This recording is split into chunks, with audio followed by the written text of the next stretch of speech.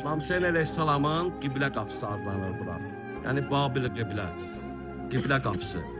Buradan da daxil olmaq olur. Görürsünüz İmam Hüseynin qəbri görsənir, zərəhi görsənir burada.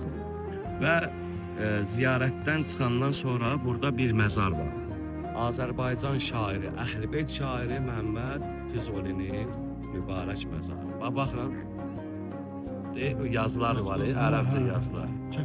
Məhəmməd Füzulinin mübarək qəbrinin ziyarət. Allah rəhmət eləsin, İmam Hüseyn əleyhissalamla məhşur eləsin. Amin, amin.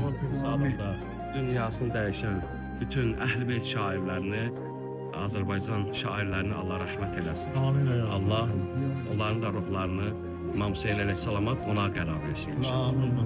Sağ qalan şairlərə də Allah ömür versin inşallah. Bu niyyətə sələvaz işləyək. Allahümme salli ala Muhammed, ali Muhammed.